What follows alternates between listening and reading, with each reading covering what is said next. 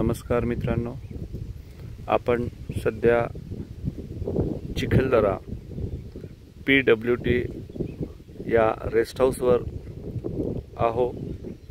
मी तुम्हाला इथे प्राचीन काळापासून असणारं एक वडाचं झाड दाखवणार आहोत।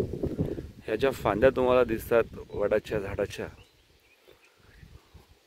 एक्झॅक्ट तुम्ही बघत आहात, ह्या ज्या फांद्या आहे या फांद्याला जे आपण झोके घेतो, पारंब्या त्याला असं म्हटलं जातं।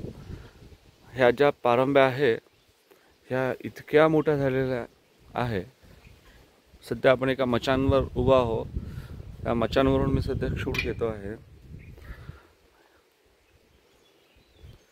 अप्रतिम किती वर्षापासून हे झाड असं उभं आहे हे कोणालाच माहीत नाही।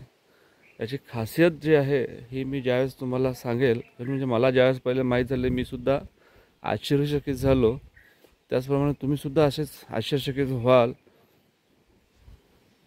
आपण जे बघत आहात इथे सिमेंटचे ओटे बनवले आहेत। या साईडला सुद्धा सिमेंटचा ओटा बनवला आहे, त्या साईडला सुद्धा सिमेंटचा ओटा बनवला आहे। या मोठमोठ्या पारंब्या आपल्याला दिसत आहेत। हे झाड, असं झाड कुठंच तुम्हाला आजपर्यंत पाहायला मिळणार नाही। आता आपण मेन मुद्द्यावर येऊ। हे जे तुम्हाला खोड दिसत आहे हे या साईडचा, हे खोड नसून ही पारंबी आहे आणि ही पारंबी या जमिनीच्या आतमध्ये गेलेली आहे। असं इथे बऱ्याच ठिकाणी असं झालेलं आहे। ही सुद्धा पारंबीच आहे आणि ती सुद्धा खोडासारखी आपल्याला दिसत आहे। आपल्याला असं वाटतं की इथून झाड उगवलं आहे, परंतु इथून झाड उगवलेलं नाही। मुळात झाड जे आलेलं आहे याचा मेन जे खोड आहे ते सुद्धा मी तुम्हाला दाखवणार आहोत। पण त्याआधी मी तुम्हाला दाखवलं आहे, बघा या साईडला सुद्धा जे आहेत ही सुद्धा पारंबीच आहे। आता आपण जाऊया मूळ झाडाकडे। तुम्ही सुद्धा आश्चर्यचकित व्हाल। हे असं मूळ झाड ज्याला आपण म्हणू ते आहे या साईडला आहे।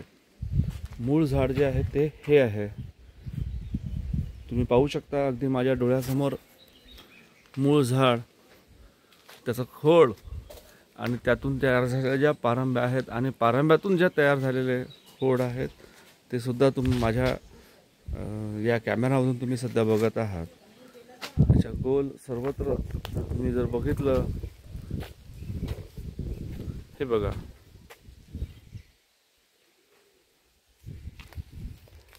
तुम्हाला जर हे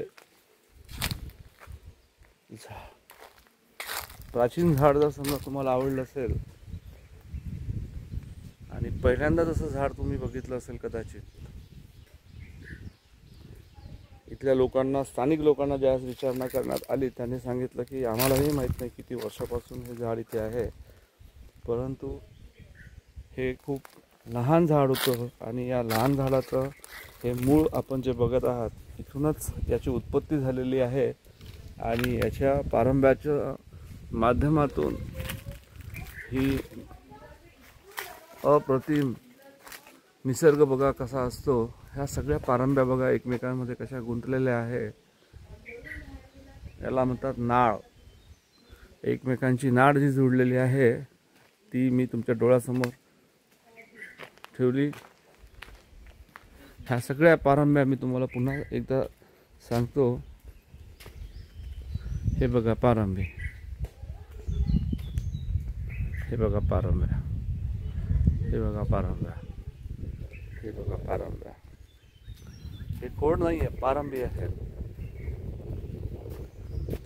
तर मित्रांनो, कसं वाटलं तुम्हाला हा व्हिडिओ? नक्की या व्हिडिओला लाईक करा, माझ्या या चॅनलला लाईक करा, सबस्क्राईब करा। मी तुम्हाला असे नवनवीन शोध लावून तुमच्या समोर मी आणू शकेल। खूप खूप धन्यवाद मित्रांनो। चॅनलला लाईक करा, हा व्हिडिओ जास्तीत जास्त शेअर करा, जेणेकरून सगळ्यांना वड आणि वडाच्या पारंब्यातून तयार झालेले खोड याचे महत्त्व कळेल, याचे रिलेशन्स तुम्हाला माहीत पडेल। धन्यवाद।